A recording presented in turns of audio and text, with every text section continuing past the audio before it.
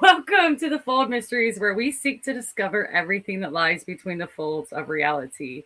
And we have me, Gwendolyn Guthrie, as one of your hosts, and Abe Del Rio as your other host. So Wow. How is everybody doing? Gwendolyn, how you been? I've been good. I've been good. You know what? We were talking about last week. We had cabin fever, and it Uh, has gotten so strong that I have made time. I'm going out tomorrow morning before work to go out and scout some areas because Ohio has actually had a ramp up of Bigfoot activity. A lot of reports coming in. So I think now's the time to get out there. So I'm going out Friday, kind of seeing if I can see any areas that might look like they've had some activity, and yeah. then so do that for Saturday. So then the Saturday comes along, I have all my stuff charging. I'm making bags of casting powder, and gonna get ready to go out for Saturday. So scouting Friday, investigation on Saturday, see if I can get anything good. So Absolutely. And you're absolutely right. Between March 6th through the 11th, there was a string of sightings during those few days, all in mm, Portage County. Are you heading up that way? yeah, I've actually been up that way to research a few times. So there's a couple areas I might look at up there. There's a really very heavily active area from last year I want to check out on Friday here too. So just gonna be doing a lot of driving Friday morning. So Oh my God. But how far is that from where you're at? it's not far at all. Maybe like an hour ish, maybe Oh a little gosh. over. Yeah, not far at all. You could drive with your knees. Yeah, Okay. right. Yeah, totally. You know, what an intro. I don't know how many times I've probably had that facial expression while out in the field. Like, oh, So I was like, oh my gosh, home run. You hit a home run on that one. That was really, Yes. really cool. And I was laughing so hard. So I actually had tears in my eyes. I was like, what the heck? But that was, it was really, really cool. I feel officially part of the family. Yeah. And thank you again. Yes, absolutely. I'm so happy to have you as a part of the Fold family. So, yes, what a member you are too, because you bring a lot to the table. So I appreciate you coming on here Oh, with me. And yeah, and you giving me goosebumps. And that's how my body reacts to things, as you'll find out and stuff like that. Is when I'm recalling something, or if I can relate to somebody, or if they say something that really strikes something, my hairs will stay. I got goosebumps right now. So yeah, my body reacts to what people are saying, especially if I can relate and been in that same situation. yeah, It's same, going to be a totally, fun ride, I think. absolutely, 100%. Yes. So how about you? You got anything going on? I know that you got your conference coming up for MNBRT. Um, Yeah. MNBRT is going to host our seventh MBC, Minnesota Bigfoot Conference. And I think here, so actually maybe this weekend, I might be finally getting a couple of bios, and we're going to start releasing a speaker or two this month in April as well. So for more information on our Facebook page, look up Minnesota Bigfoot Conference, or even to follow us, Minnesota Bigfoot Research Team. Look up Minnesota Bigfoot Research Team on our heck yeah. Facebook page. And we also have MNBRT group that people are more than welcome to join as well. It's been fun ride for the past 26 years, and we are celebrating our 26-year anniversary in May. So yeah, it's just we keep going and going and going. Yeah, heck Yeah, yeah. So as how far many as years in a row is this for you guys for the conference? for the conference, we had our first one in 2020, which was like historically groundbreaking for the state of Minnesota. Nobody's ever had a big conference in Minnesota. And for our first conference, we had Bob Gimlin, we had Cliff Berkman, a local author and researcher, Mike Quast, Ron Moorhead, and Scott Nelson. Yes. And it was, I shouldn't say we didn't have Bob Gimlin here. We did have, with the help of a good friend and brother in research, Russ Accord, remotely to have Bob Gimlin up here at the conference. So it was a great time. We all had a fun time. And so, yeah, it'll be our seventh conference this year. Nice, nice. Yeah. And Um, running. Yeah. Still doing it. It takes a lot to do something like this. I'm sure you're well aware of. But by the grace of God, he just lines everything up, and it all just comes together. Nice, perfect. Well, I'll be looking forward to it. I'm going to try to get out there. It's Oh, definitely a yay! major goal of mine. So yeah, I gotta work it out. I got a lot going on this year already, so I've already got all my vacations put in that I have, but I can take things unpaid. So I still want to like try to get out there. So Yeah. So that's going on, and then I mean, with the snow we got hit with just this past weekend, it's already okay. Google temperature. It's 48 degrees now, but we got hit with like some parts of Minnesota had 18 inches, something. It was just crazy. I think where I'm at, we got 11 to 13 inches, which ain't too bad. yeah. So, but I think, knock on wood, I hope this is the last, snowfall that is that much. So with it being, nicer weather, getting out in the field more often, hitting some areas up. We're going to have a team meeting here next month where we all can get together. And when we do that, we all get together. We all talk about areas, locations. So MMBRT is like a tree basically, and we have different team members that hear different things of branches and stuff like that. And we're going to try to focus on where we've had past activity, and if there is any recent activity that people have heard, things that other team members want to bring to the table as far as length and time, and dates where we want to stay out in the field and stuff like that. So, it's good. I really am. Yes, I'm excited for you. Yeah. Speaking of all of those wonderful, amazing speakers you had at your first conference, we happen to have somebody just as amazing and just as awesome. And I'm super stoked to welcome David Ellis to the show. Welcome, Hey, David. good evening. Welcome. Thank you so much for joining. Thank you for inviting me. It's my pleasure. So thank you. Yeah, absolutely. Also, I'll tell everyone a little bit about you as if they don't already know. Okay. So David Ellis, he was a big part of the Olympic project.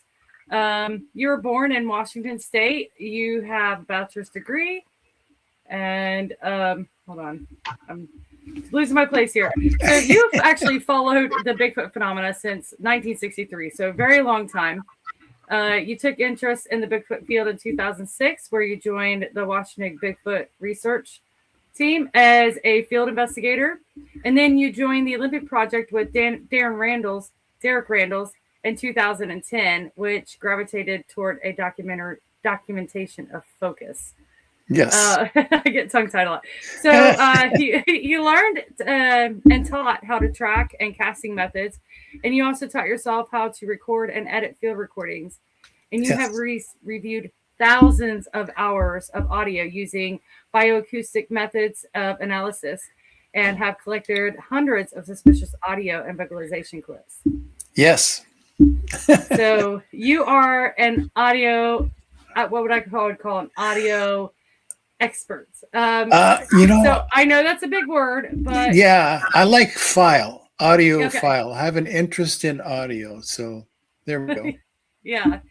And so you don't just do audio. That's kind of your forte, but you do a lot of other stuff too. So do you want to tell us a little bit of the other stuff that you do?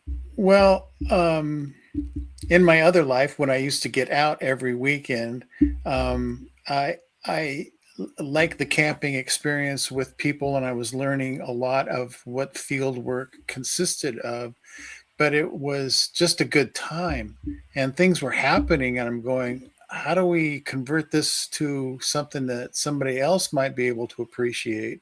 And that's when I got into the documentation process. I saw my first footprint in the mud that kind of looks suspicious to me. And that inspired me to learn how to cast. So I learned from, who Rick Knoll is? Does that name ring a bell? Does with Abe?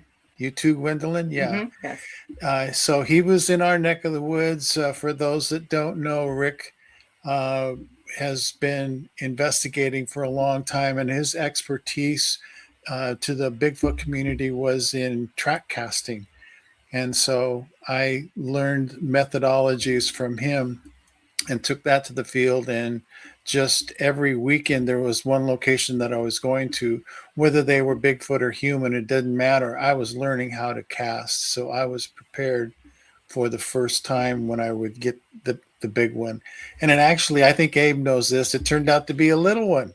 It's only, it was only 4 inches long.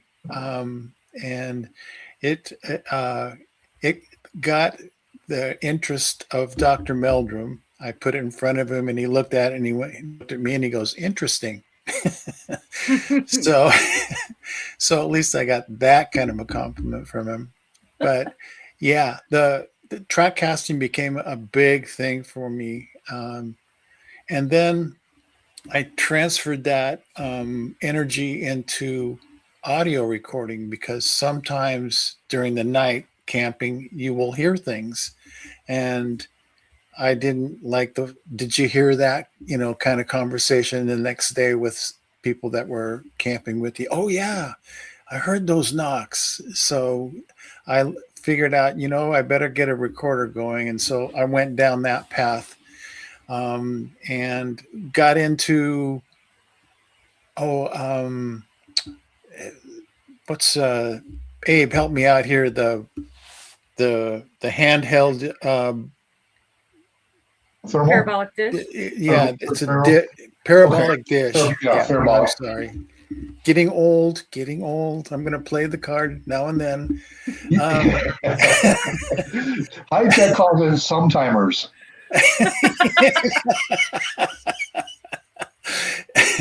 Yeah, I just hope I don't graduate from that class. So anyway, I became one with the bionic dish for a couple of years and went down the road of getting all kinds of equipment, upgrading the bionic dish to one of the best parabolic dishes on the market. It was a Dan Gibson he was well known for his birding. He would catch really clean recordings in the field. And as Abe can attest to, maybe you too, Gwendolyn, if you're familiar with field recording, that they're not real clean. When most often, because you've cranked up the gain so hard because you want to catch it as much as you can, even if it's like a mile or two away. So anyway, go ahead, Abe. No, I was going to say, and that's probably one of the beauties of the parabolic is the distance that it catches, but it catches everything. Yeah. Yeah. The one thing that I found out that it does have a bias. It is much better in its field of focus, which is about a 90-degree pattern. So if you want to catch the full 360 degrees, you're going to need 4 dishes to accomplish that. And that got to be kind of an expensive scenario. So I dialed way back and learned how to edit. And by that, I mean, I was able to get good recordings off of my digital recorder. And then I would go through an editing process using software that would allow me to edit in a spectrogram. And in what a spectrogram looks like, it's akin to a fingerprint with detail. And so you learn exactly where the sounds are that you want to enhance, and you enhance those. And then you learn how to diminish all the sounds around it. So that's been a process over the years, and there's many different techniques that I use. I don't use a cookie cutter formula. Each audio is a little bit different, and I'll use a little different techniques to get it. So all the audio that we're going to play tonight will have been edited, but it's edited for hearing better.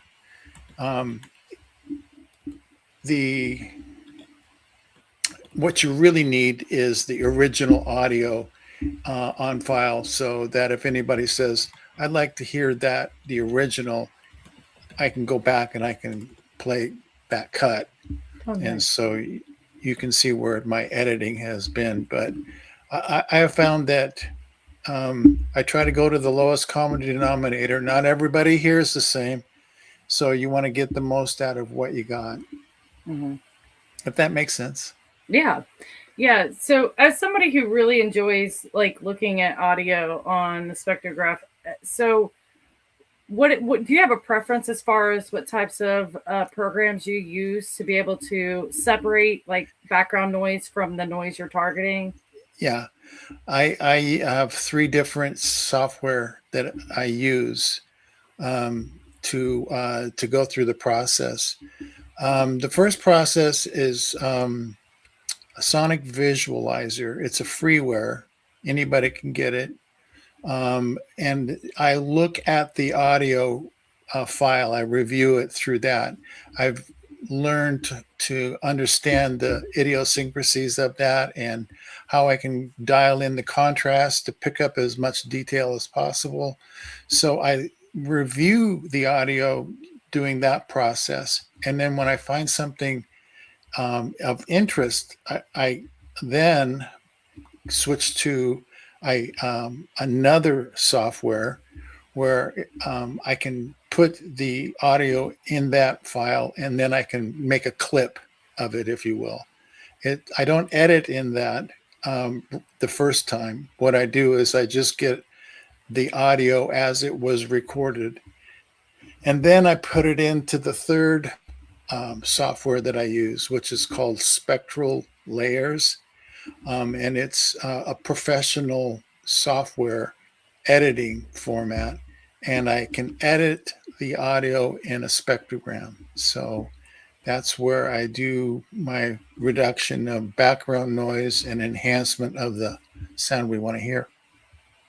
That's awesome. And then it goes back to the Nero software, and I can put the final touches on it. So it's quite a process just to get one little clip. Yeah. But yeah, I can only imagine. So audio is more your forte. But when you work with somebody, when you research with somebody, you don't spend just a couple weeks. You spend months, even years sometimes. Am I right? Years. Yeah. Yeah. Yeah. Go ahead. Well, I was going to say the first time I'd ever heard you on a podcast, it blew my mind. The research that you were doing, and it was the Layla one. Oh yeah, we've got a couple of clips to play later on. Yes. Yes, that was the one where I was like, wow, and that's when I really started following a lot of your work, because I was like, this guy is onto something. And so I was a fan from then on out. So that one got me. So I was really excited to have you on it, because I was like, oh my gosh. Yeah, that well, we'll get to it. So okay, yeah, there's a few files here that are that have made me wonder what the heck is going on out there. I think one is called Jurassic Park, and I think you'll agree with me after you hear why I call it that. Yeah. So yeah, there'll be a few things I don't think people are familiar with hearing that we'll play tonight. Yeah, that's exciting. Abe, you look like you're itching over there. Do you Well, I'm watching you, and I see you fangirling David over here. I'm like, oh, Abe is laughing. So I'm just like, okay, cool. She's geeking out. I'm geeking out too, and you're absolutely right, man. I mean, I wish you were here when he was at the MBC. And everybody was geeking on David. They're like, oh my gosh. I mean, he captivated the audience. Here we go with the goosebumps. And he just sucked people in. And he had their undivided attention. And I mean, this guy, he for what he does with the audio and how he cleans it up, and he just did the process for you. It takes a lot of time to do what he did with one thing. And with all the audio that he does, he meticulously goes through these files and cleans them up. If there's like a spike on the spectrograph, he's like, okay, that might be something. He'll go to that spike and see what he can bring out from there. Yeah, It's not just listening to it; it's also seeing it as well. exactly, Abe. That's it on the head right there. You have to review visually. It's really the only thing that we can all kind of agree on. Most people, we hear differently. I hear different than you. You hear different than other people. So to get any kind of consensus on what we all hear is really rough. But our society is kind of visually oriented, so it's easier to see something and go, yeah, I see that. I see what you're talking about. So, Yeah, absolutely right. We went to an audiologist or had our ears or hearing tested, and you have those headphones on, and they say lift up the arm, when you hear something. And you're right, somebody will lift it up where somebody else might not hear that range of hearing. So, and when you have that tool there, you're absolutely right. It gives us the consensus, and we can agree that something happened at that point. And let's see what we can focus on, and hopefully we can clear up and bring it out. Right. Yep. Yeah, we can all hear what this is differently, but we can all agree that it's there. And that's the important part. Yeah. Yeah. So you have always been into Bigfoot, but it wasn't until later when you started researching. So can you kind of tell us a little bit about kind of where you got started with your interests and go from there? God, it goes back to I hate to say how far back, middle 50s. My grandfather had a farm in Vancouver, well, actually Battleground, Washington, which is a little bit north of Vancouver. And he had an 80-acre farm. It was a single man. He had milk cows, he had pigs, he had chickens, everything under the sun that he could grow and make money on, including fruits and vegetables. So, it was the old farm way of life back then. And he said one summer day, he was cutting hay, and up jumped a 5-foot tall monkey and ran across the field and hopped the fence and went into the woods. So here I am, 5, maybe 6 years old at tops, and I know that there's monkeys in the woods. and so every once in a while, my grandma would send me down to get the mail out of the mailbox, and I'd have to walk past 60 acres of woods, and that was the longest walk to get to the mailbox and back. So yeah, I've always known that there's monkeys in the woods. So I had my first experience when I was 11, and we lived about 5 miles due south of my grandfather's farm. And I know it was due south because there's a power line cut that went in front of our house, and it went in beside my grandfather's house. So anyway, about 5 miles from where he had his experience, there was, I think it was 164-acre field that had been logged. And it was, they logged it using the spring and buckboard method. And they would start the cut about 12 feet, 10 to 12 feet off the ground. So, because that's where the straight wood was. And it left all these edifices in this cow pasture. And so it was kind of a very strange place for kids to go play in and have fun and do all the things that kids do. So one Saturday afternoon, it was a little bit later in the afternoon, maybe 4 o'clock. And there was maybe 6 or 7 of us. We headed out to this pasture, and we went from one side of the field to the other. And when we got to the other side, it's there's a canopy where the cows would travel up and down the fence line and would munch along, and we had overhanging limbs there. And one of the kids picked up a stick and started banging it on one of the limbs.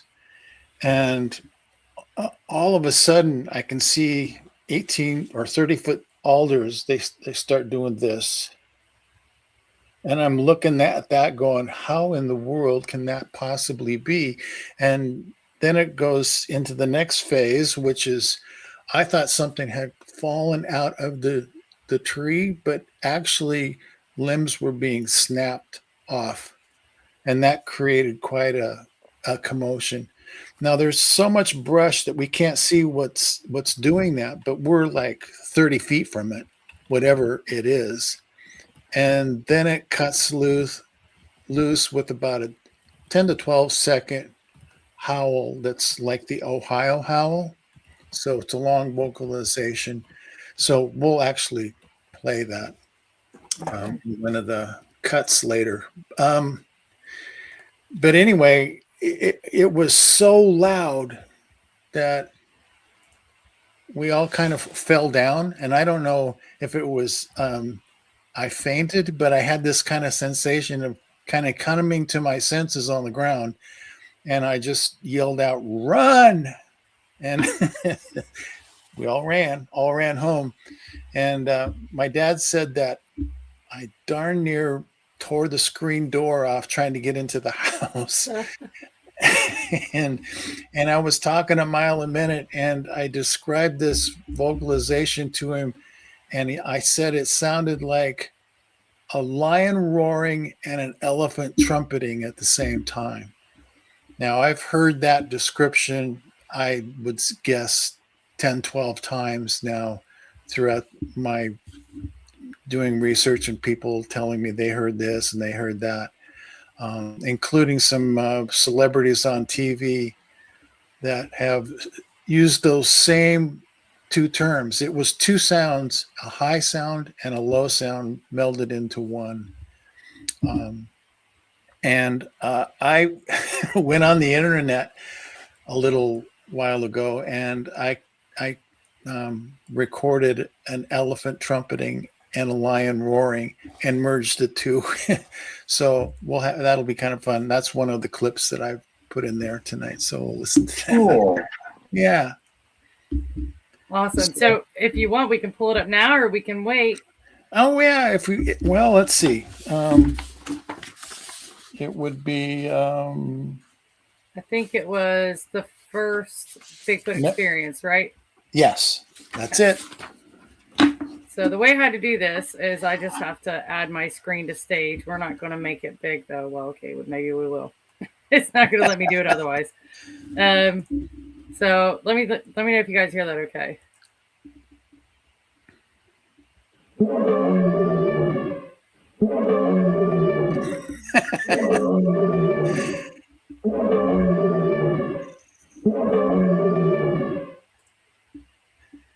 All right. So that's not exactly what I heard, but you kind of get the idea that it's two sounds. It's a low component and a high component. And I'm really surprised myself with how many times I hear people explain that it was two sounds. With that being said, do you think that they have a double larynx? Oh, good question. Maybe not. You have heard of throat singers before? Yep. They do something similar where they're able to do two vocalizations. They don't have two throats, so they just have the command of their larynx and are able. Yeah. So, but that doesn't necessarily negate the idea that they might have. From what we know of other Homo species, is that they don't. Right. Yeah. Yeah. So I guess start there. We could assume that they probably don't either. Right. Just something that came to my head, like, okay. So I had to ask. Yeah. How come we're hearing two sounds? There's a reason. Yeah. What is that reason? Exactly. Are two of them sounding off at the same time? Who knows, right? Yeah. On a spectrograph, you probably would be able to pick that up, though. You can see the representations in the higher and the lower end. Yes. But not all vocalizations show all those traits. It has to to do with the distance from the vocalizer from the recorder. So there's an intensity that's will get more detail the closer it is to the mic. So if it's a mile away, you're only going to hear a certain sounds, which might not necessarily include the higher resonances. It's going to probably be the lower resonances that you're going to hear. So just to go back to the multiple sounds, I was actually, while you guys were talking, I was listening, I was looking up. So primates are actually known to have multiple vocal cords or twin vocal cords. Yeah. So I was like, well, the only way they could do those double, sounds would be if they had multiple vocal cords. And primates do actually have what's called twin vocal cords. Interesting. Well, so are we talking about like great apes on the Homo? Great apes, right, compared to monkeys? Or what? I think what we're dealing with is a lot of the homogeneous. Yeah, I think that we're dealing with something that's more on the homo end of, the human end of the spectrum. Yeah. I've always thought that. Yeah. Okay. Yeah, I absolutely agree with that. Go ahead. One more additional point, though. You're aware that the gorillas and the baboons have what's called air sacs, and they can inflate that, and it enables them to make deeper penetration, long range type vocalizations. Dr. Meldrum proposed this theory, and I'm a proponent of it because some of the vocalizations seem to go on longer than people can vocalize. So that's interesting. And so I am of the opinion, just that again, it's my opinion that they have vocal sacs. Yeah. Air sacs, rather, not vocal sacs. Excuse me. Yeah. I just want to touch on this question from Winter Boy. He said he's curious as to how many and what quality of audio recordings are out there capturing that buzzing sound that could possibly be Sasquatch and maybe even infrasound. There seems to be more, and every time I'm on Untold Radio and Doug brings it up or somebody brings it up, it seems like it inspires 10 more people to either talk about it or send in audio recordings. I was a little bit skeptical of it at first. I'd heard other explanations which kind of make sense. I mean, it sounds like a hummingbird. It actually, the visual spectrogram looks like a hummingbird type vocalization. Another creature that can make those sounds is a moth. So you have to eliminate those before you say it's this. But we do know from an eyewitness testimony, there was a lady that they identified as Mrs. Caulfield. She was down at the river in 1934, and she was washing her laundry, and she heard a hummingbird, and she looked up to see it, and there stood a Sasquatch making this sound. So we have a visual sighting of somebody that actually saw a Sasquatch make this particular sound. Yeah. I think it's good to have that correlation, when you have one thing that directly correlates with the other. Right. It's funny because I'd never heard of that buzzing sound being connected to Sasquatch until just now.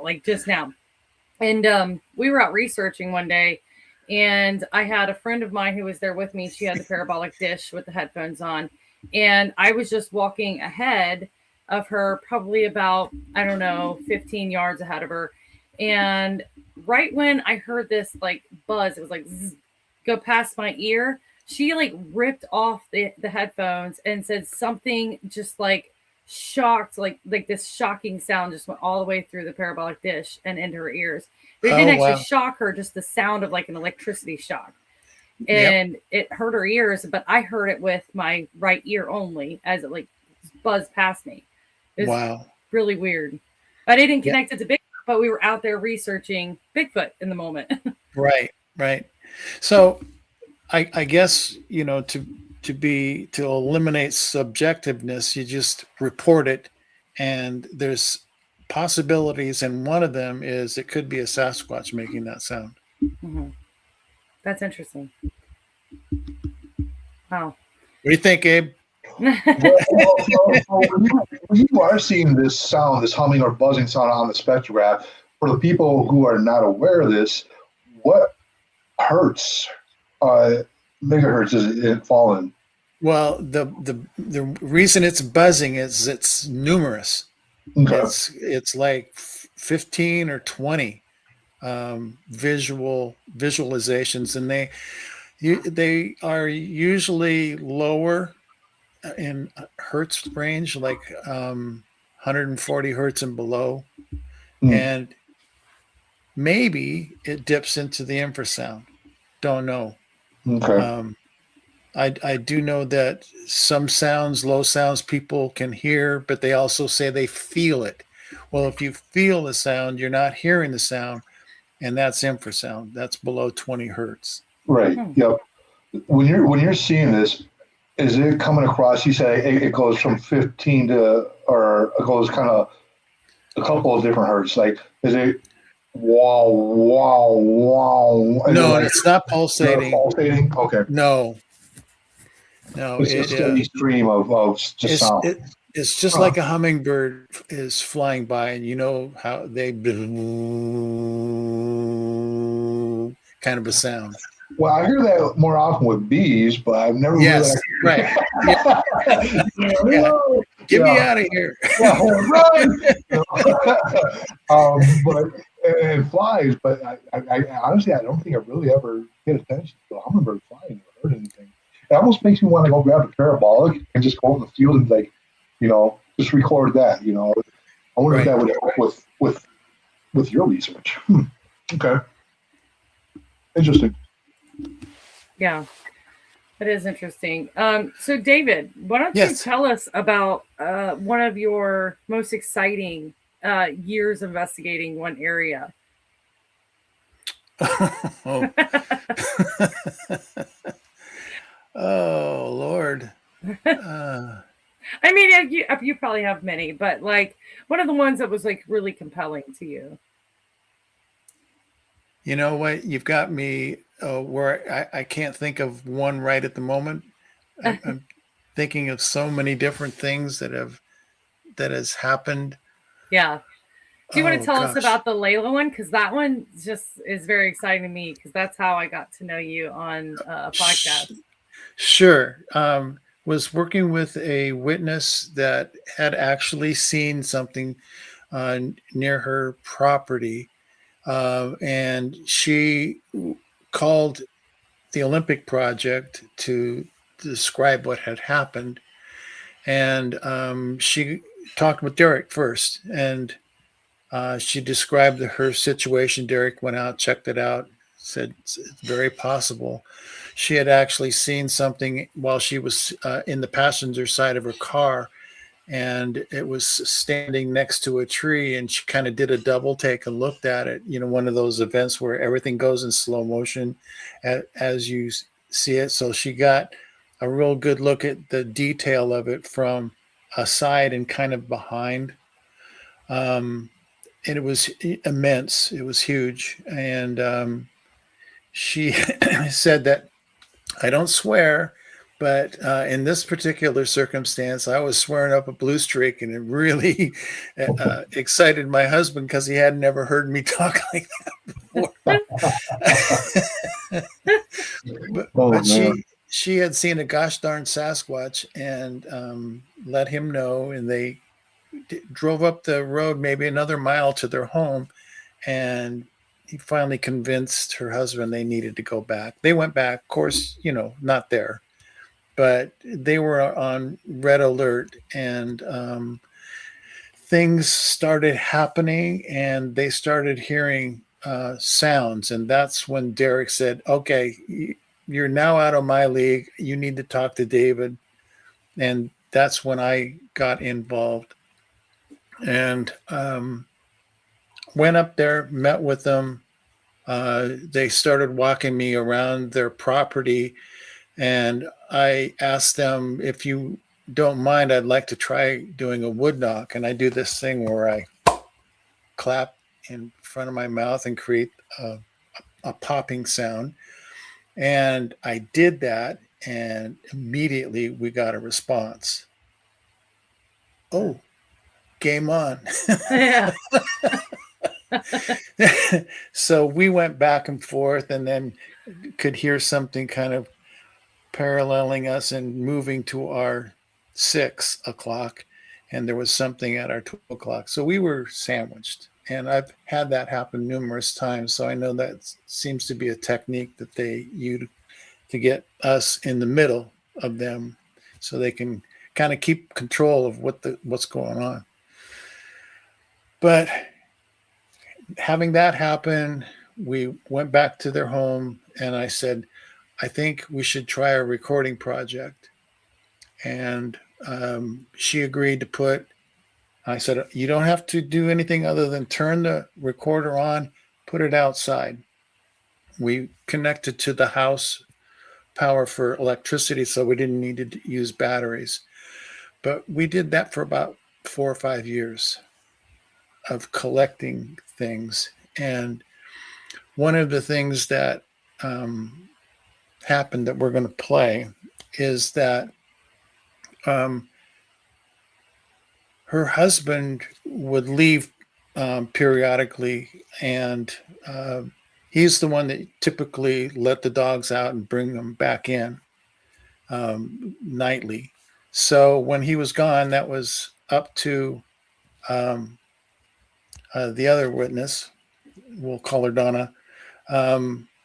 She had to let the dogs out and get them to come back in. Well, she let them out, and before she could call them back in, she would hear.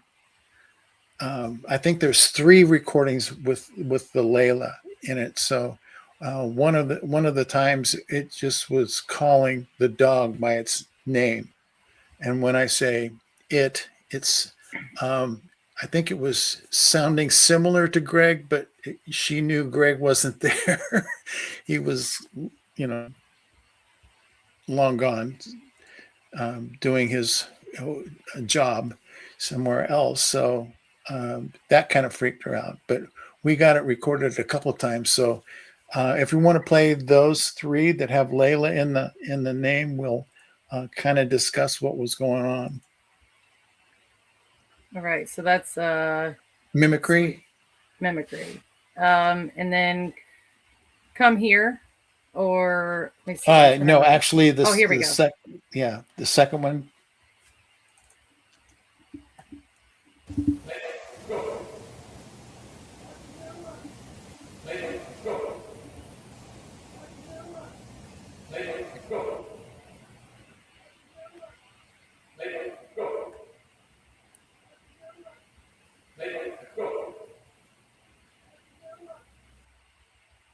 Okay, that's the husband actually calling the dog. And the childlike voice that you hear in the background is saying, "That's Layla. Yeah. That's Layla." Yeah. It's wild. And then we can play the other one too if you'd like. Yeah, the one that's the next one down, DDW. Yeah. Is that the Layla one? Well, actually, Bridge Come, Where Are You?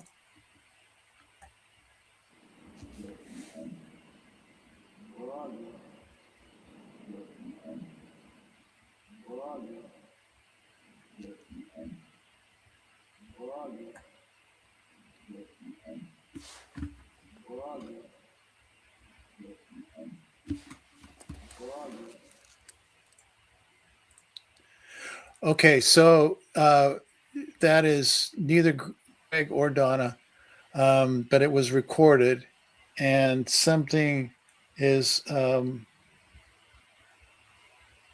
calling Bridge. Is their other Bridget is their other dog, and it's Oh, Bridgie come, and the other voice says, "Where are you?" wow.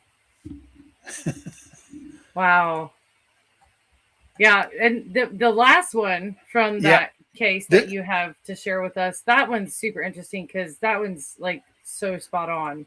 The last one, yeah, the Layla Bridget is something from the woods calling the dogs the way Greg would call the dogs, except Greg was in Florida. Wow. And I'll play that one now. Yeah.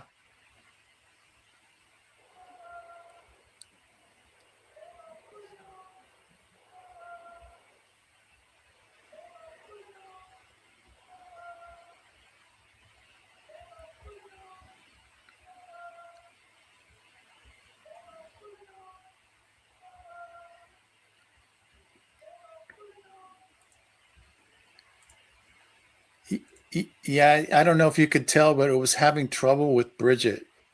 Yeah, it's and the way that their vocals work, the way they're able to make the sounds that we can't, would kind of explain why they can't speak the way we can. If in my head, the way that works, the way that I'm thinking, because if they do have the double vocals and they do have the different mouth shapes, I feel like it'd be harder for them to really enunciate the words like we do. Well, Right. if you think about the tongue and the way we use our tongue with words, that also is going to affect how the sound translates. So, yeah, Bridget was very difficult for that individual to say. I wonder because we're so used to speaking and communicating the way we do communicate, and I'm sure as much as they are too, that if they were to communicate like us, it would only be a matter of time where they could pronunciate just as well as us. I mean, it's a lot. I think a lot of it has to do with repetitiveness, obviously, and training of the chords and the larynx. Now, I can't speak for everybody else's recordings, but where I do have speech, it seems like it's very short utterances. And there's a thing that's called a trigram that we've got several examples of that, where it's real easy to pick out what they're saying, but it's not long, complicated paragraph types, speeches. They just speak in short utterances. Yeah. From the recordings that I've been able to get. I'm not saying that's true for everybody, Right.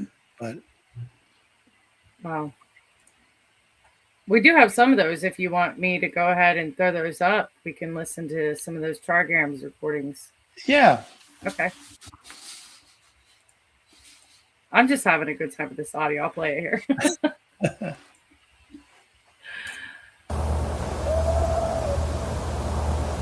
No, that's not it. Trigrams, Brown, and then Jim Vaughn. Yes. Okay.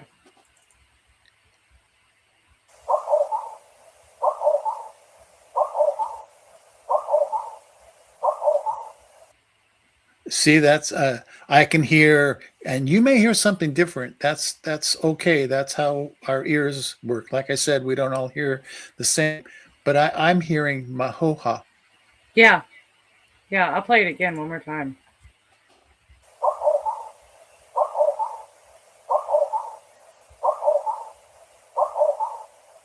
Yeah, I definitely hear it. Yeah.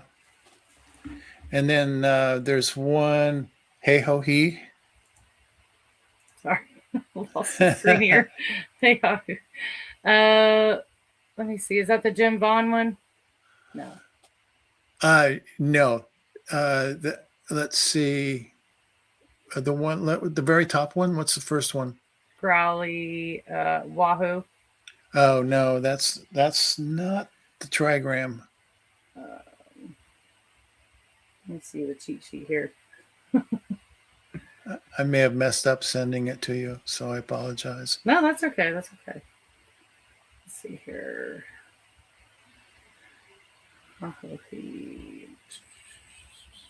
Is it the one on the end that's highlighted?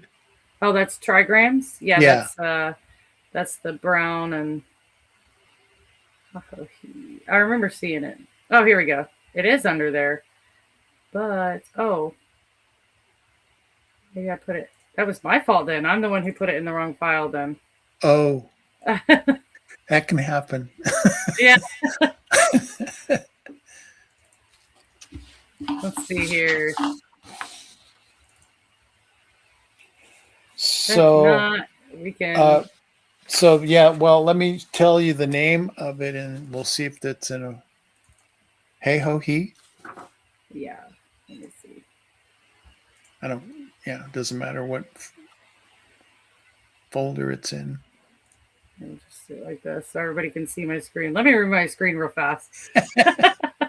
Everybody's seeing what I'm up to. Don't look at my email. All right. Let's see here. Man, what a way to boof it up. So, David, I mean, while she's doing that, I mean, you mentioned going like this to make that popping sound. Yeah. You know, when I first got into this, I would have swore that they used wood on wood because it just sounds so acoustical. But have you, when you're out in the field, have you ever tried to find a good hard, wood to hit against a tree? Yes. It's just dilapidated, and when you do, it just cracks and breaks. And yeah, it goes thunk. Yeah. Yeah, it doesn't sound like two baseball bats hitting each other, which is what we hear. Yeah. Yeah. Or also, I mean, makes me think, because when you do use a rock on a tree as well. Yeah.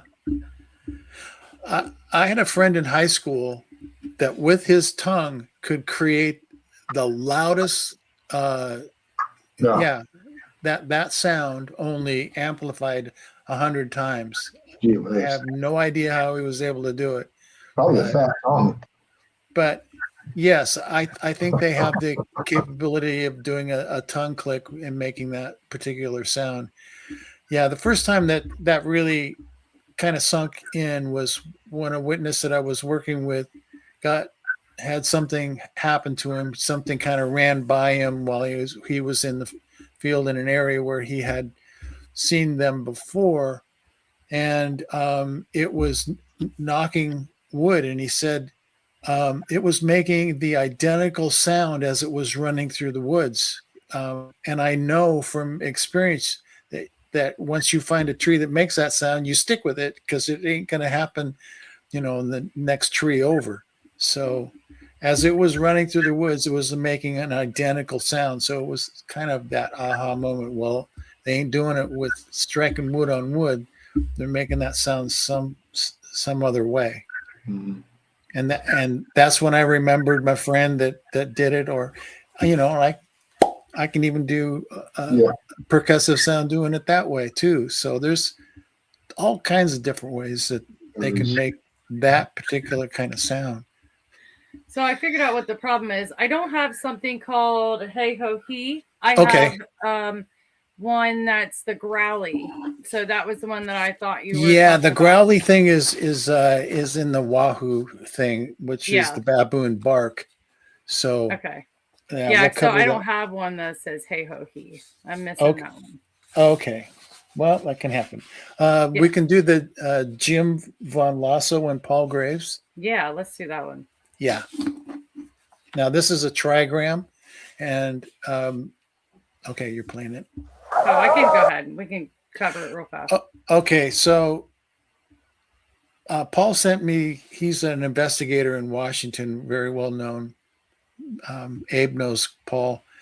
Very respected. He and another researcher were out on a road where, this name too, Abe, John Andrews.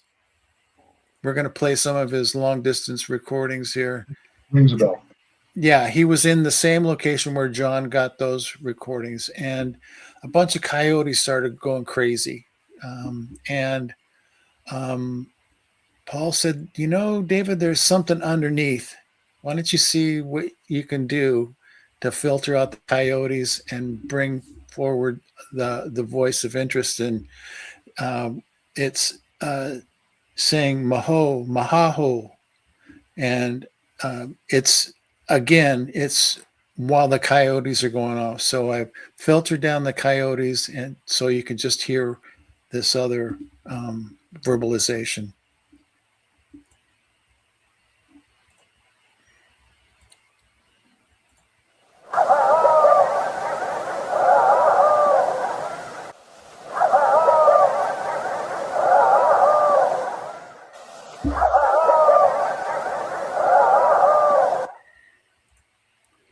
Yeah. So there's coyotes and there's something else that's not coyotes. That to me sounds like a voice. It sounds human like, if you will, but there weren't any humans out there. Paul guaranteed me that. Yeah. He said if there were, he would have seen them drive past him. So yeah, I've heard something similar numerous times where just all the kinds of coyotes go off, and in the coyotes calling, you can hear something else that sounds almost human like. yeah. Yeah. Definitely heard that before. So, Abe, you got anything? I'm going through the comments here. I'm trying to read through them. No. And we're talking about whatnot. So it looks like Dan chimed in on this with, branches are being broken. It can often sound like a whatnot. A lot of limbs available, also a consideration. For me, when I got chased back in the day and I heard that crack of a limb being broke or a tree being broke, there is a different sound to something being broken, a crack, versus, so to speak, I would think. I don't think it's that much acoustical to something, a tree or a limb being broke, versus a possible knock as we describe it. There's a plethora of sounds, and we're all right. Yeah. They break branches at times. I'm not saying Dan's wrong in any way, shape, or form. As I mentioned, to me, when I first was chased, and I'm hearing, I'm envisioning a limb being snapped, broke, and when a tree falls, you can tell that's a snap, versus like I want to say like a thud. I agree with that.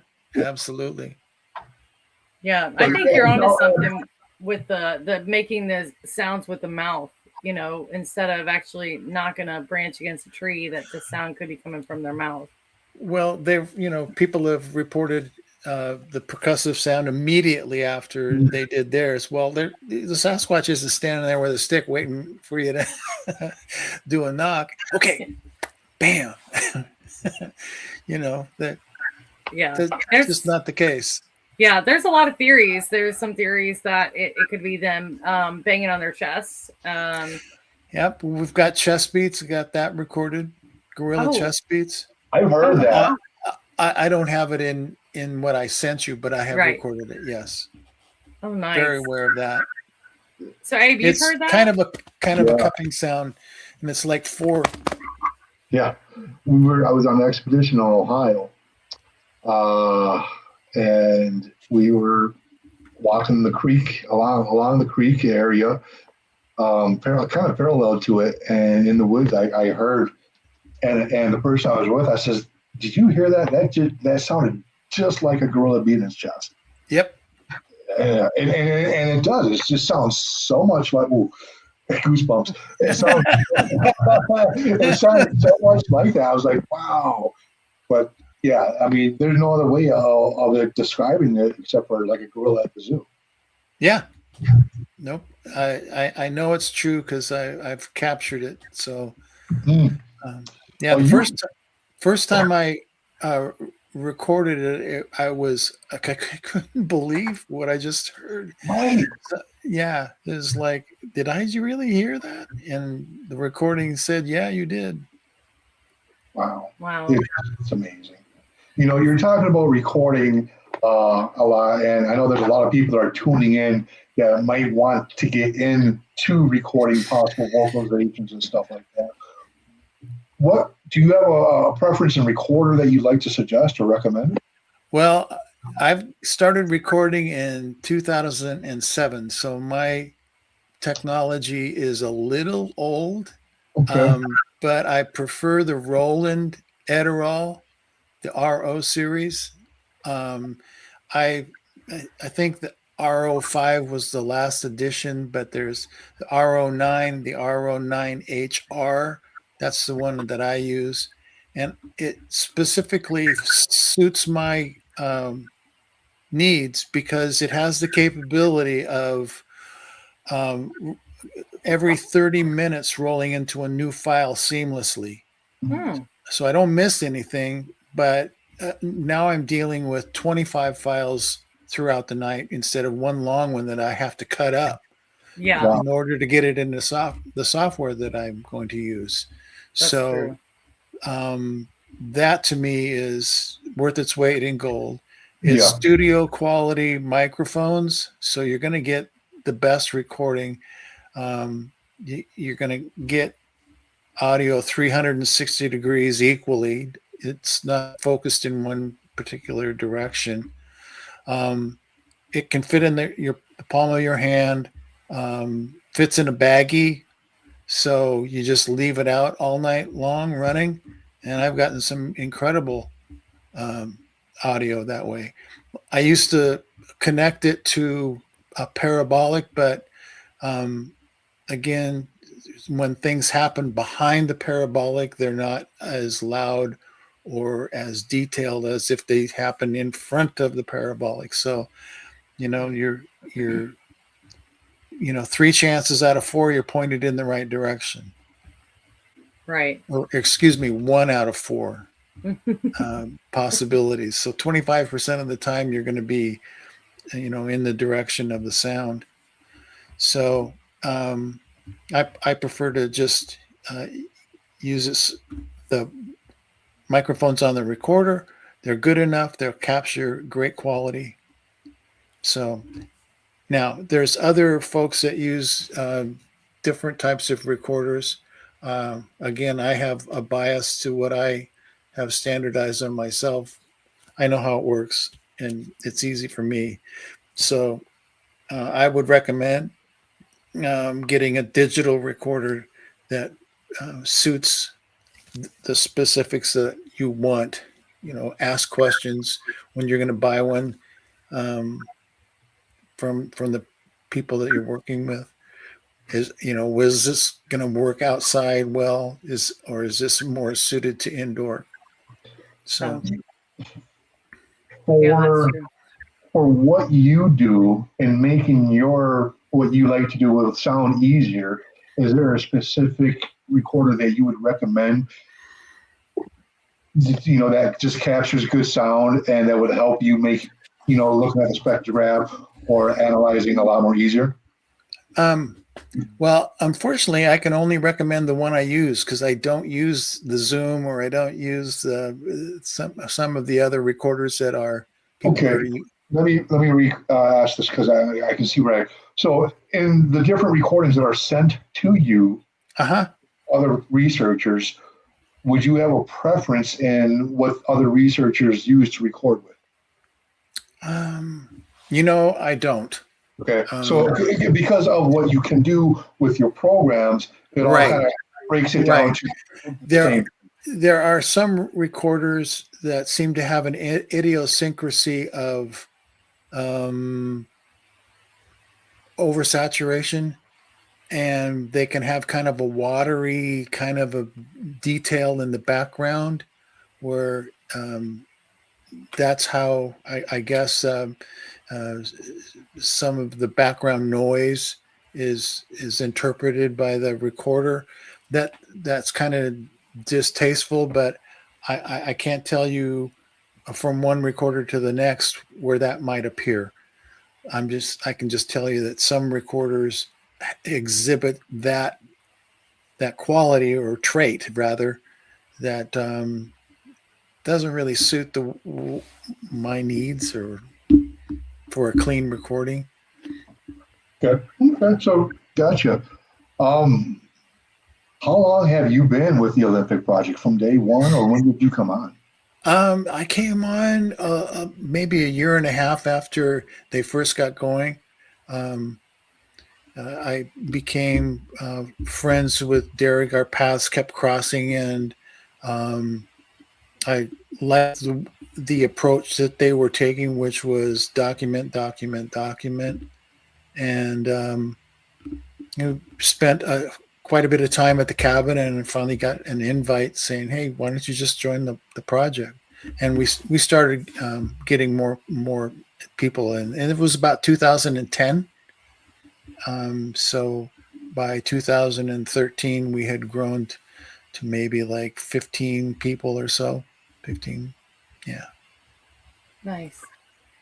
So, can you tell us a little bit about the purpose and mission of the Olympic Project? Kind of where it was, Well, the direction it was taken. originally it was a trail cam project, and then um, the trail cams started. We don't know if it were stolen, but they weren't around, and so yeah. So and then the U.S. Forest Service started making an appearance, and we kind of put two and two together that maybe they were taking them down. And anyway, we got the idea that they really didn't want um, trail cams in the U.S. forest. So the trail camera project, due to diminishing units that we could service, um, to being discouraged by the U.S. Forest Service. You can't do that here. You got to go, if you're going to do it, you got to do it someplace else. Okay. So we kind of shifted our focus more to education, or how we go about collecting evidence. How do you find a track? How do you cast it? So talk about recordings, how I was doing my field recording and how they can do theirs. And then just, when you go out, have a plan how to bring all of the information together that you can gather by going out in a night operation. So we had a lot of fun doing that. We're pretty much into our own thing right now. We never were a meet every Tuesday group. If something interesting happened in a certain area, then we would, investigate it to the teeth. And we're probably most well known for, we didn't find them. We were alerted to them, nests that were in a area that was going to become a logging show soon. And Derek knew the gentleman that owned that land. He had done some landscaping for him. And the gentleman called him up and said, "Derek, before I cut all the trees down, I need you to come take a look at this." And so, because it was stumping everybody that they could bring in, bear biologists, all kinds of authorities on the type of fauna in the area that could make a nest, and if they did, what would it look like? And nothing looked like this. We were able to extract some hair that was suspicious, if you will. And we've had numerous things happen since then. We've just kind of kept an eye on the area, but that's probably what we're best known for. Right. So, can you describe, when you say nest, do you mean like one of the ground nests that people have? Yes. Because I've come across one. I didn't come across it. We were taken to it by somebody who found it. So, can you describe what yours looked like when you? Yeah, if you can think of a robin's nest, or a circular or elongated nest where it had an open center and ridges around the side. Sticks would be jammed into the ground, and then huckleberry branches were woven around it.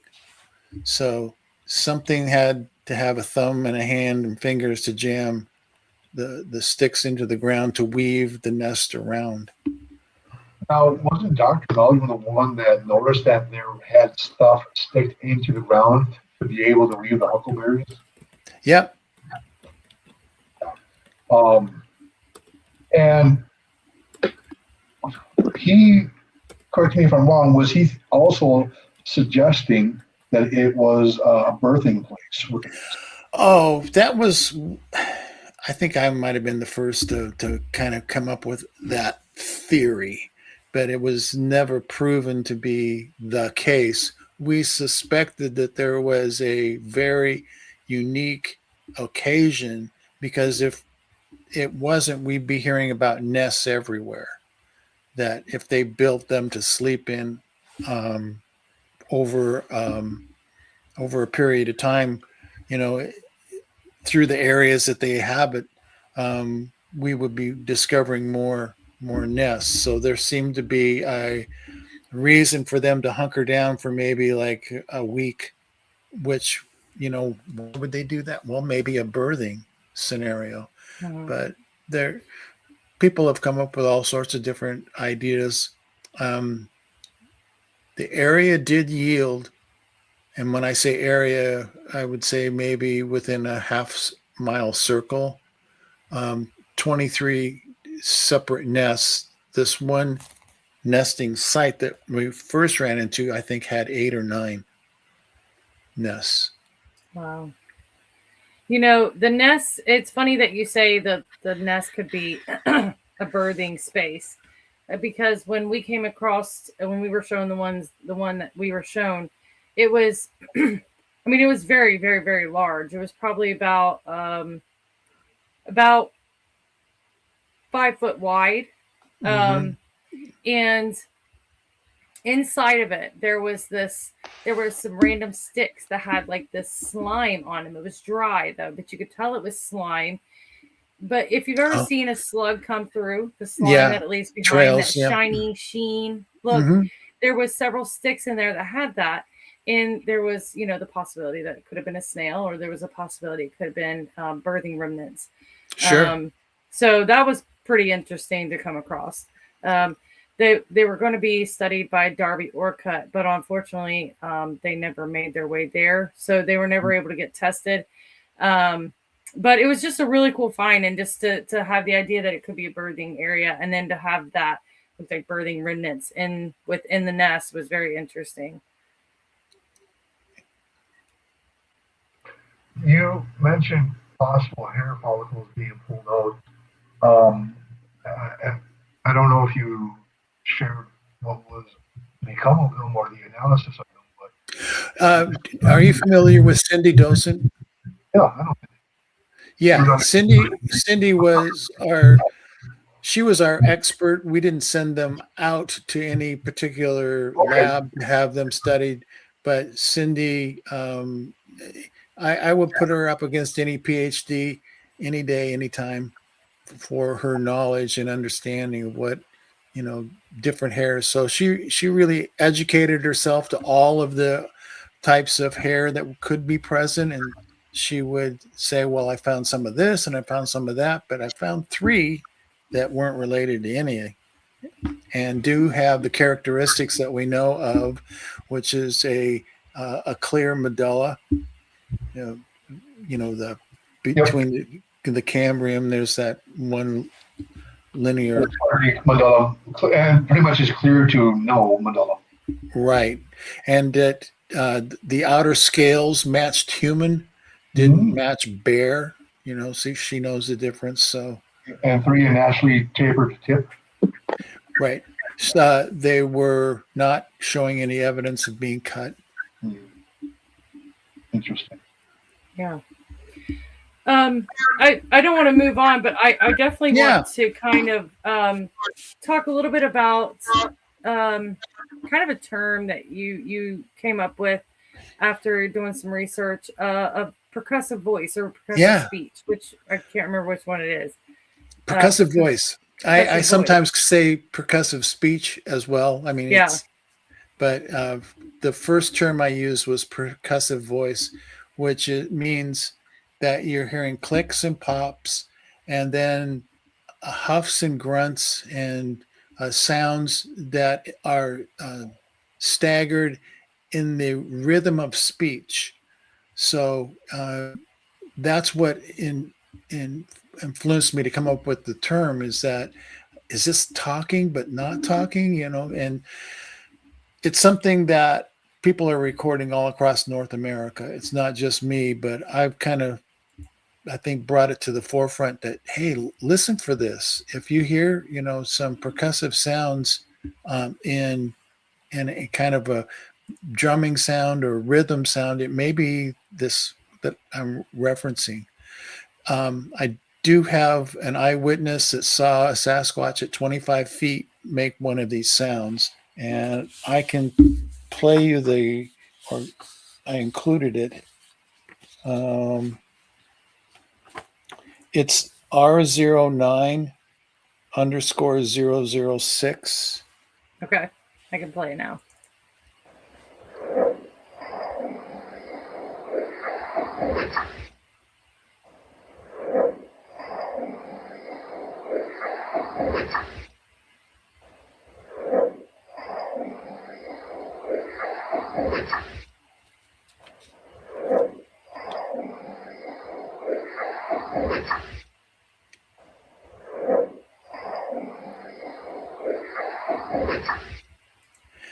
I don't know if you caught this, but at the end of each segment, that was looped 5 times, but at the end of the statement, if you will, there is a percussive sound. Yeah. It And almost sounds at the end of the drops that percussive. Yeah, it's like that sentence is over with, or that train of thought is done. It's so it's this isn't a one-off on that. There's many different vocalizations that will have a wood knock type sound at the end. So I think that's kind of the signal. I don't know, your turn, or Yeah, I'm done. Period at the end of the sentence, right? Yeah, it's the period. Yeah, they have good diction. Is that the word?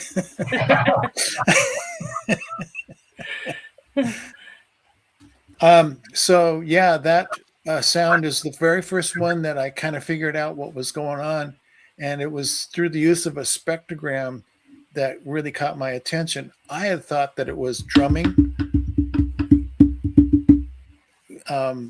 but then when I saw it in a spectrogram, I went, "That's not drumming," and I connected the huff at the very beginning, and then the sounds seemed to have a rhythm to them. So I thought maybe this is speech. Well, I've got more examples. You can just go right down the list if you want to, from the top. Okay.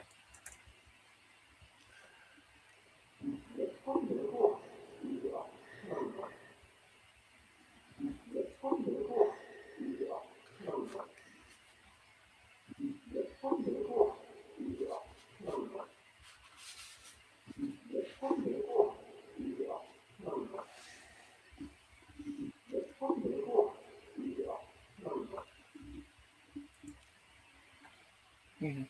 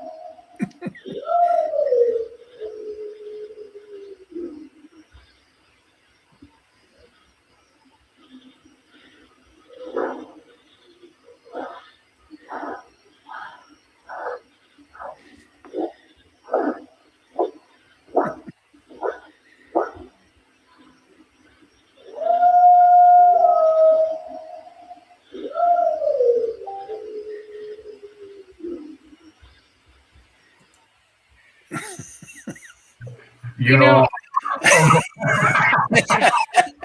I know that sound. That's me after I stub my pinky toe on something.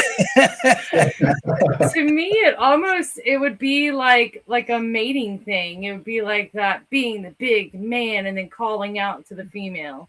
That's what it sounds like to me. Okay. May as well be. Yeah, it could be. We never know. Like, right? Exactly. That wouldn't work on me. Oh, I'd be like, boy. wow. I don't know where we're going with that. oh, man. All right, we'll go on to the next one.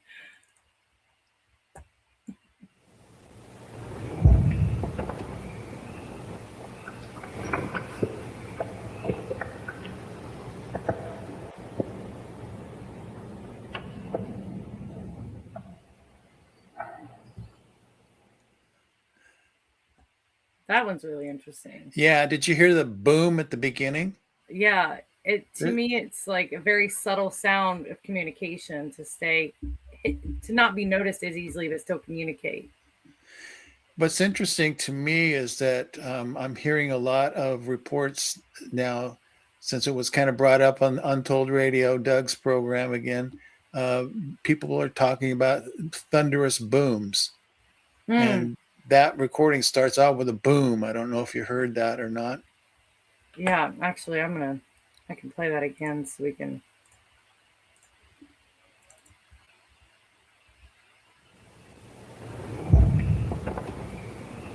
Yeah. Bring it back. Yeah. Yeah, that's interesting. It does. Yeah. It's a very deep boom. Move on to the next one. R05. Yeah, that's very similar to the R09, but it's separated by like 7 years, and I think it's in the same location Oh, interesting. as the first one was recorded. We'll play it.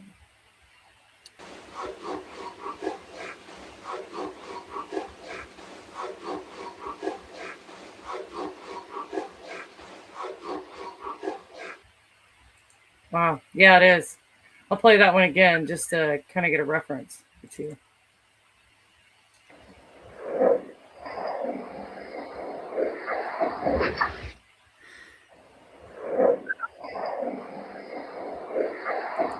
Yeah, it is very similar.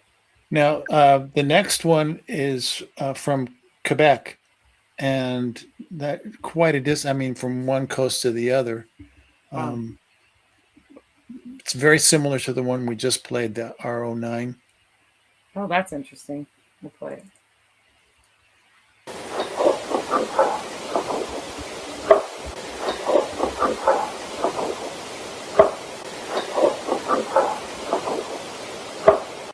Wow. Definitely heard the percussive at the end. Yeah. It sounds very similar to the other one as well. Yeah. Wow. When we had Scott Nelson, he believes, or I think he's thinking that they can produce language on the exhale and the inhale, and it comes out in utteral bursts, you know. Yes. And that almost kind of sounds like what's taking place right here. Yep. Yeah. Yeah, and you have two here for Tilda. Oh, okay. Let's play the last one first. Okay. Because it kind of explains who Tilda is, and we'll just let the host tell us what's going on. All right.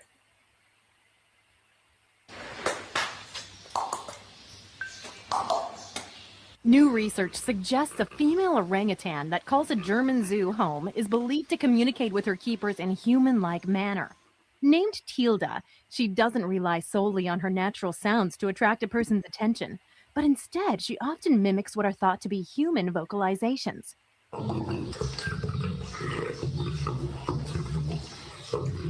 Tilda appears to show speech-like patterns by both controlling her lips and tongue, as well as manipulating her vocal folds.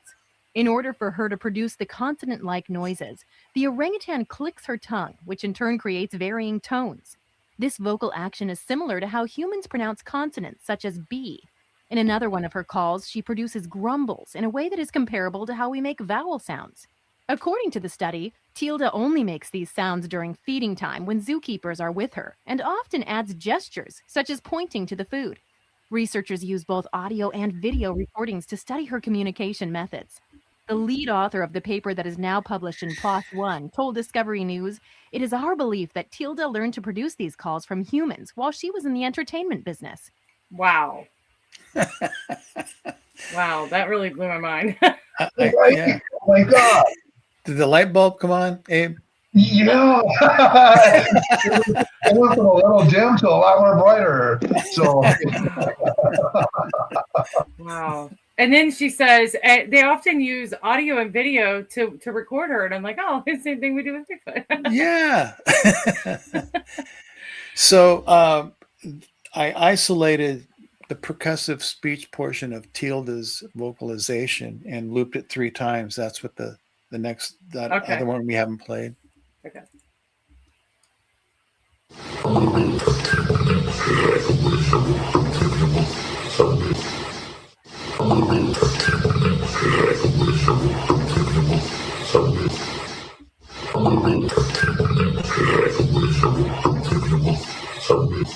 Wow. I mean, Abe, now I'm getting the chills. Oh my gosh. oh my gosh. Well, The apes ain't too far away now. So last time I checked, we haven't got a lot of orangutans in the woods. No. Wow. No. I mean, I'm speechless. I don't even know what to say. It's just like, you know, when you hear that groundbreaking, like piece that connects so much for you, you just get this vigor again. That's what I feel. I'm like, yes, I can't wait to get out there on Saturday. Get that recorder going before you get out of the car. Yeah, I remember you saying that on a podcast at one point. You say, never turn it off. Because somebody had asked you, when is the time where you can capture, what time of the day can you capture the most recordings? And you said when your recorder is off. Yep. Because that's when it always happens. Yep. I've left my best work in the woods. Yep, that's so true. You know, we're talking about orangutan in the woods, and in Kentucky on Expedition Bigfoot, under a possible formation, when they did eDNA collection, they came back and troglodyte, which is it was kind of chimpanzee. Yeah. You know, and I'm wondering. I want to say somewhere I heard somebody collecting something that was more along the lines of orangutan too. I kind of recollect that, Abe. You do too? Okay. Yeah. But it was like I heard it maybe once, maybe twice. Yeah, exactly. Yes. Yeah. But it seems to be out there as well, which is odd, because then Gigantopithecus was more along the orangutan side compared to anything else. So, right. You know, but it's interesting. Oh my gosh, Tilda just absolutely blew my mind. Yeah. So, did we do the baboon bark? We did not. Okay. Let's do the baboon bark, because that's another real thing. I've got a recording what caught my attention was I was trying to do some research on Daniel Boone and Shot of Yahoo to see if there was a little bit more information. And up popped this YouTube video in the comments that maybe fit my internet search, was Wahoo the baboon bark. And I went, Wahoo, wait a minute, I got to hear this. So this recording here, you're going to hear a real baboon saying something that I think will surprise you. Oh, interesting. Okay.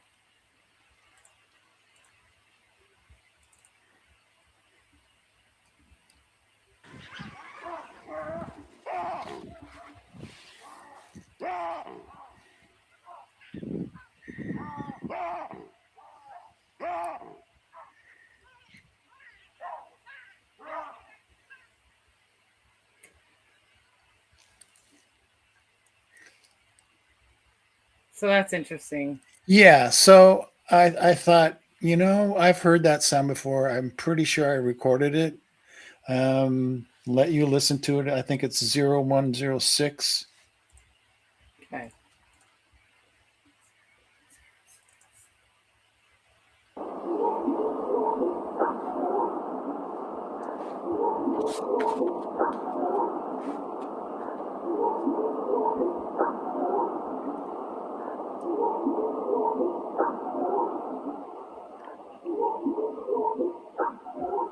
Wow. Okay, that one was mixed in with some other things, but I think it's a little more clear in the next one, 20314.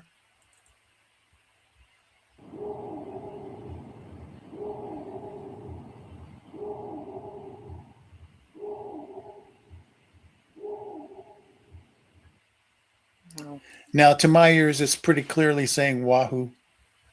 Yeah. So after hearing those kind of vocalizations and knowing the term, I think in the Appalachians is Yahoo, it kind of makes me wonder if there isn't a tie into the vocalization to the name.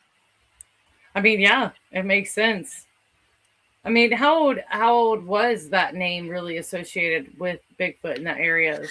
Well, actually, the story goes back, oh gosh, to Gulliver's Travels, and the Yahoo were the ape-like creatures. I mean, if you listen to the description of them, there's a Sasquatch, what they're describing, Right. and that was, Gulliver came into the specific area and found Yahoos. Was So it Daniel Boone that claimed to shoot one? yeah, that's what originally started my search, and that's how I came across the baboon bark, Wahoo, the baboon bark. Wahoo was just a little bit too close to Yahoo for me, so I had to check it out. Yeah. Very cool. Kind of geeking over here, like, wow. I mean, it makes sense. I mean, that's just, I mean, people name things after the sounds they make all the time. So, yeah, it makes sense.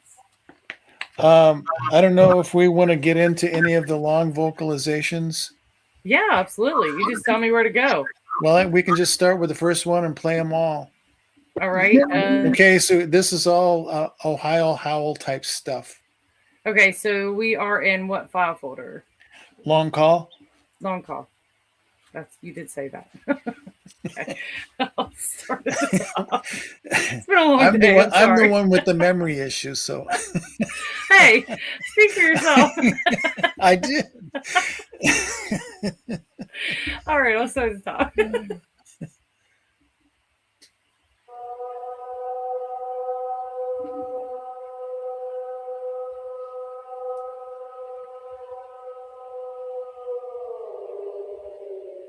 Definitely an Ohio Howl. Yep, that's a John Andrews special recording off Highway 62. Wow. Here in Washington State. Wow. I'll go on down.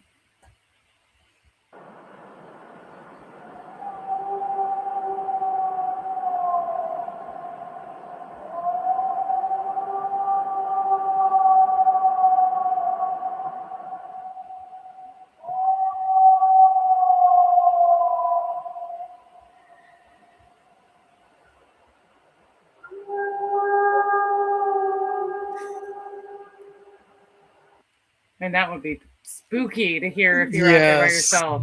Yep. All right, 702, Howl, 5 times loop.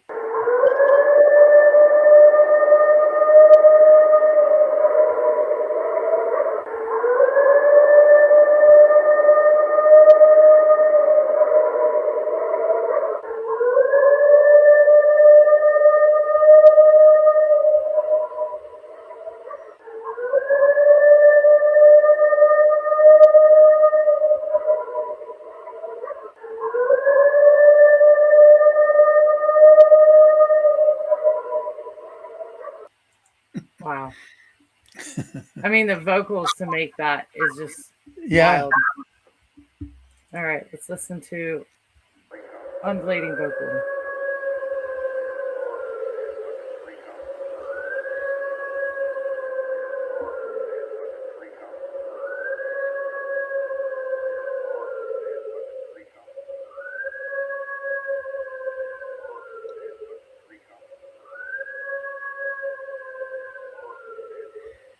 Now, So are you there people in yes, that? Okay. yeah. There's like they're around a campfire chatting and not paying attention.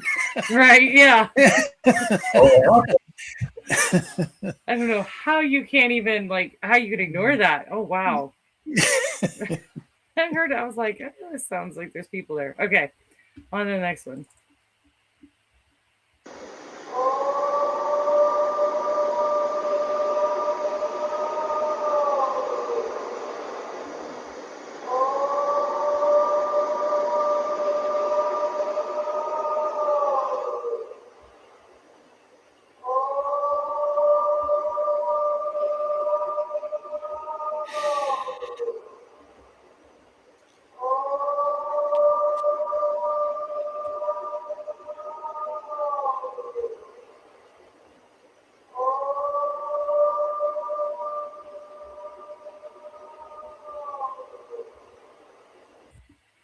That one's kind of interesting because he holds that higher pitch for longer than Right. you typically hear in the Ohio Howl. He held it. Now, there, for those that are curious how those sound like people, there is a tell, and I can't go into it with the amount of time that we have left because it takes about a half an hour before I can get people's crossed and glazed eyes back to normal so they can grasp what I just said. So just realize that there is a tell, and that makes these very suspicious. Hawk soaring, no. I have had batteries go dead, but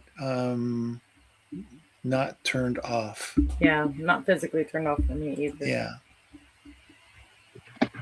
But what's your tell? How do you? Well, it's a visual tell in the spectrogram. So it's in all of the suspicious sounds. Oh, well, I shouldn't say all, but it's in like 99% of the suspicious vocalizations. So, Wow.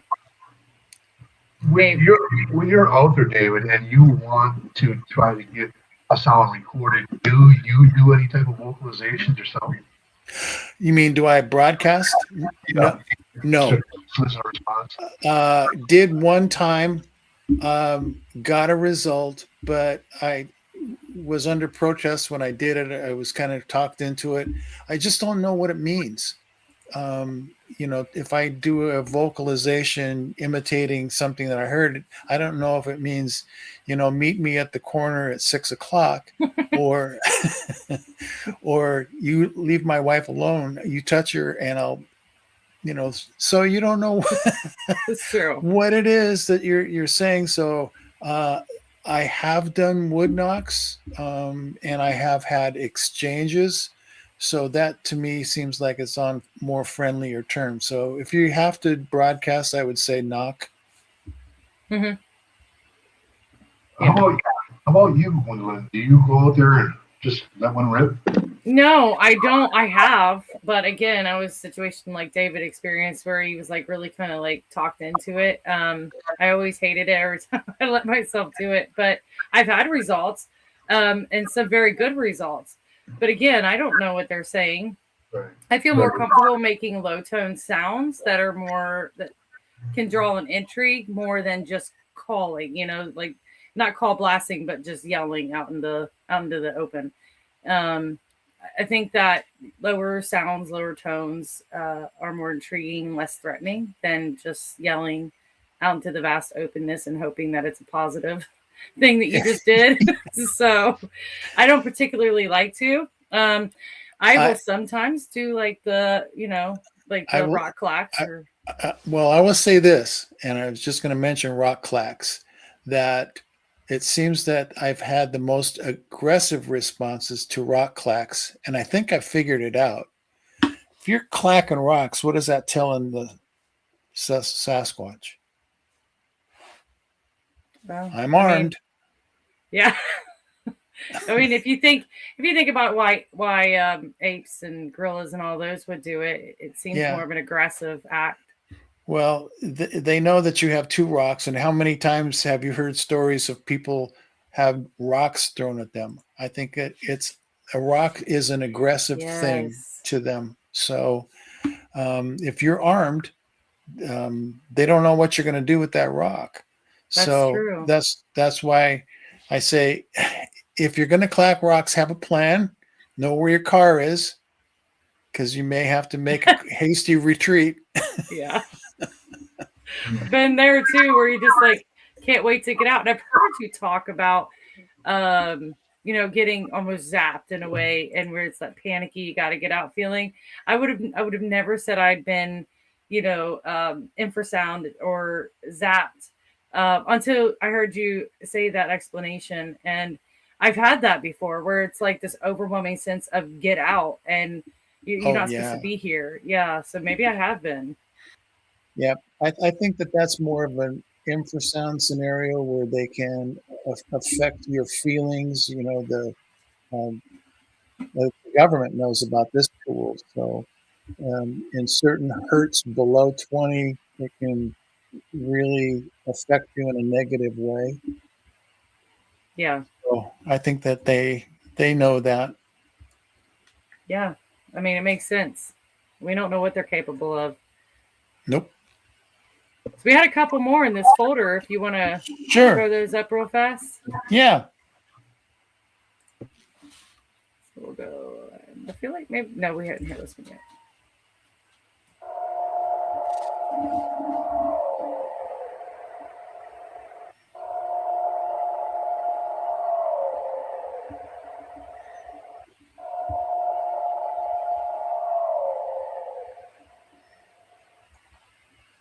That was recorded by John Andrews.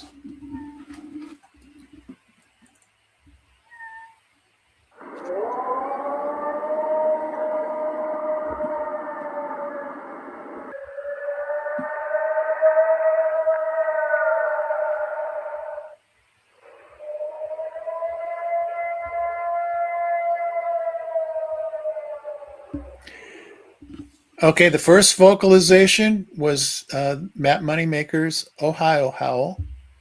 The second vocalization is something I personally recorded near Bumping Lake here in Washington. And the third vocalization was by Charlie Page, like 12 to 13 years after Matt had recorded the Ohio Howl. Charlie recorded his in the Cuyahoga National Forest. So 3 vocalizations that sound pretty close to each other. All 3 of those had the tell that I talked about, that I looked for. So is that where on the spectrograph it goes small and then real big and then small again? No, that's I'm not just the tell. the vocalization does look like that, but there is a something that's missing. The possible human aspect. That last one we heard sounds very similar to the ones that we heard when I had my crazy experience. And it wasn't just one, it was a bunch of them all over. How close are you to the Cuyahoga? Well, this happened in Berea, Kentucky. That experience. Oh, okay. Yeah. Well, yeah. What? Sounded very similar. 700 miles apart? Yeah. Yeah, it was but there was like, they were all over. It was like, there were so many, it almost was like, where you get so many sounds of the same sounds. It's like, whoom, whoom, whoom, whoom. There was that many of them. Oh, wow. Yeah. I mean, it was just constant until we left. I mean, yeah, it was a pretty intense experience, but no kidding.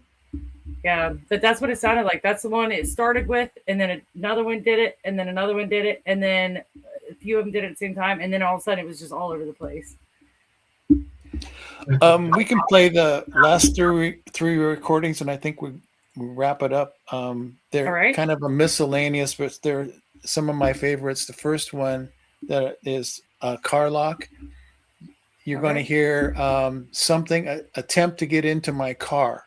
It's locked, and you can hear the latch, being pulled on, and then it slips out of its fingers and it goes clunk back. So you can hear that, and then it takes 2 steps from my car towards my tent, and it grabs the blue tarp that's on my tent and starts crinkling it and making snuffling sounds that are really strange. This is like 2 feet above my head that all these sounds are going on. And then as it leaves, it somehow touches a lantern, and you can hear the lantern squeak. So, Wow. and it's repeated, I think, 3 times. So, Okay. Let's play that.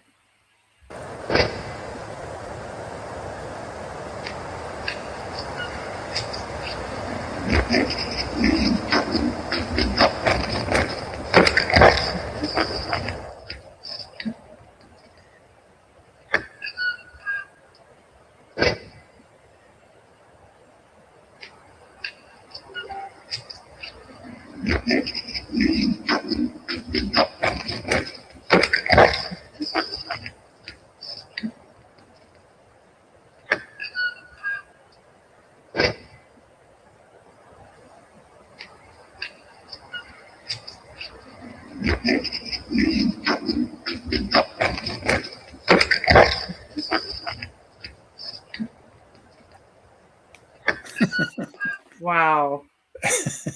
Wow. Okay. So, quick question before we move on to the next one. So, how far out into the wilderness were you? Were you pretty far out there?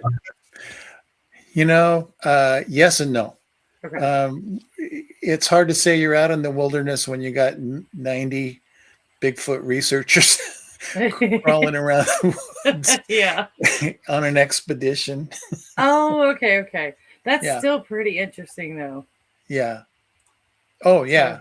Definitely. I've had so many things happen in this one particular location, but this is one of my most favorite because of the strangeness of the snuffling sound that it's making. Yeah. It And the sounds like fact that it knows what to do to enter that space to pull the handle and all that. Yeah.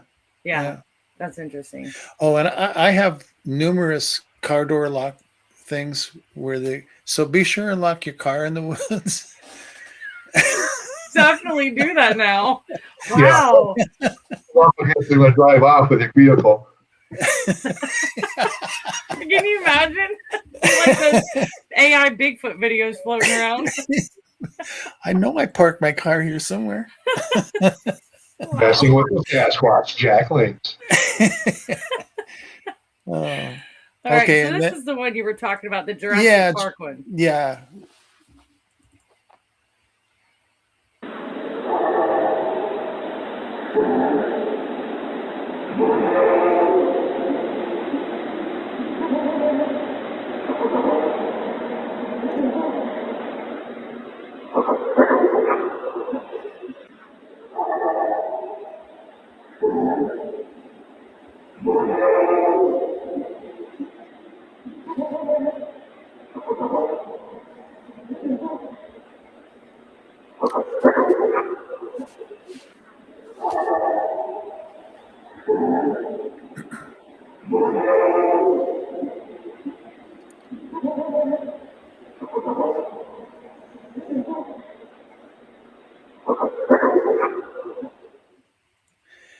So that was recorded by Julie Wrench in North Carolina on her property.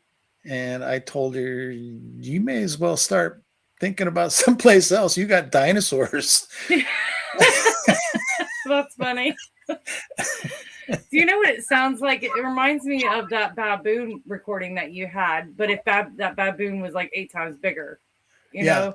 Yeah. That's what it kind of reminds me of. Hey, Carl, I saw your comment.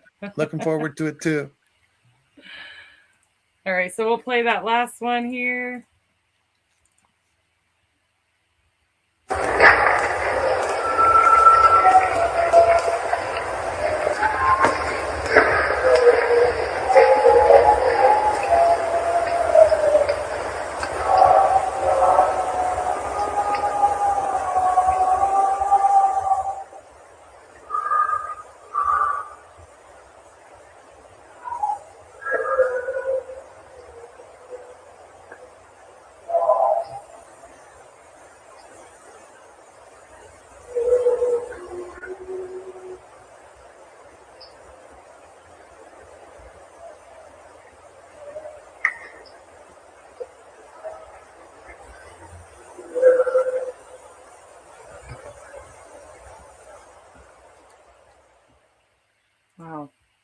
Well, just so a little clarification, there was a group of us, I would say maybe 10 in this rock pit that were kind of scattered around, and one of the researchers had seen one walk across the road and into the forest. And so I had trained that's when I was using a bionic dish. I trained my bionic dish in that direction and wasn't disappointed.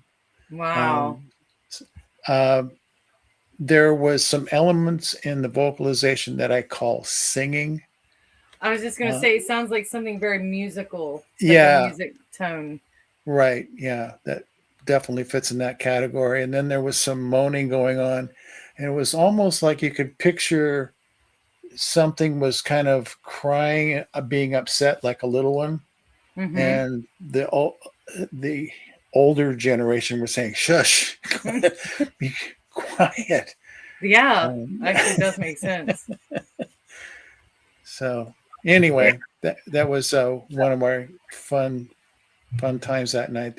We got more recordings from that night, but that one kind of stood out. Yeah, that's amazing. So, oh, go ahead, Abe. I was just going to say, there's some requests out of the chat room for you to do a vocalization. No. Not me. All the most requests came from somebody named Minnesota Bigfoot Research. So when I am in the field, I do solicit the Ohio Hall. And so back in 2018, we were on a reservation. When one of my ex-team members, he did the Ohio Hall. And Dave, I believe I sent you this audio clip. And you touched on. I still haven't had an opportunity to listen to it yet. But we had coyotes going out to the right, and then the Ohio Hall goes off, and then to our left we have another creature sounding off with the Ohio Hall. Wow. So me and my team, we were in between two creatures sounding off on a reservation up in northern Minnesota doing the Ohio Hall. Ooh, my hairs are standing up. It was really, really cool. Yeah. Wow. So are you still accepting vocalizations? Are you still taking a look at them if people send them over to you? Or Sure. I always like when people ask that I'm invited on their podcast, I would like to encourage people to send them to you so that you can be involved in the process as well. Okay. I'd like to keep everybody involved so that, if I get something, it's not just coming directly to me. It came through you to me. Yeah. So I guess, we can, get them sent over to thefoldmysteries@gmail.com. If anybody has anything to send over to you, and then I'll shoot them your way. So yeah. Awesome. I get to kind of vet them a little bit. That's exciting to me. There you go. Yeah, awesome. Exactly. So do you have anything cool coming up, or any conferences you're speaking at, or other podcasts coming up? Well, Abe knows that I'm working on a book, and I've had several things in my life over the last couple of years that have kept me from finishing that. But I'm back on the trail, back on the hunt, and I want to get that done before I get out and do other things. So I'm kind of cutting back on doing conferences or things of that nature until I can get the book done, and then we'll hit it hard. Awesome. Yeah. So, do you have maybe like a time frame or something that we can? I would like to get it done. Yeah, this year. Definitely want to get it done this year. All right. So obviously it'll be on Amazon because Amazon sells every book, right? Actually, the fun thing about this is going through Doug Hychek's. Oh, perfect. Yeah. They have the capability of the QR code. And so we can put the QR code in the book, and people can listen to them via their cell phone or computer, or however they can translate the QR code into a link. That's awesome. Yeah. That's really cool. So now you can read and hear at the same time. So it kind of combines the two things, and now it makes it all that much more powerful. Because just talking about the and describing it with words is one thing, but being able to hear it as well as the description. Is it going to be in a spectrograph just for you? That'd be cool. Yeah. David, I mean, I love spectrographs. I love audio. So if you ever want to teach me that little secret that you were talking about, you didn't have time to cover tonight, I am all ears. Okay. I would love to hear the little thing to watch out for, because it'll cross your eyes for sure. I've seen it many times. It actually took me 2 years to really grasp the concept of what's going on. So okay, you're probably a quick study, and I'm a slow study, so that's not a fair comparison. But no, not at all. Well, you have been awesome. I don't. Abe, do you have anything else before I? No, I mean, oh my gosh, Dave, you blow my mind every time. I mean, well, it's been quite entertaining, Abe, watching you get your mind blown, because I'm on the other end over here watching your reaction going crazy. I can't hide my emotions or my reactions, man. I mean, I'm going to let them go. And you know, when she was opening up with that AI. Hello, I just did that face. Yeah. I saw that expression numerous times tonight. Holy smokes! So again, I just, I sympathize. I'm with Gwendolyn. It's been absolutely fun having you on, and I just thank you so much for what you have done and continue to do in the Bigfoot community. You're one of the guys I do look up to, and I cherish our friendships. Yeah, thank you, Abe. Thank you. Yeah, absolutely. Well, thanks, Gwendolyn. I'm a big fan, David. So I hope that we get to talk again soon, and let me pick your brain about spectrographs. So okay, well we'll work on that. All right, sounds good. Thank you. Okay. Thank you so much. Okay, thanks. Good All right, evening. bye everyone. Thank you. Bye-bye.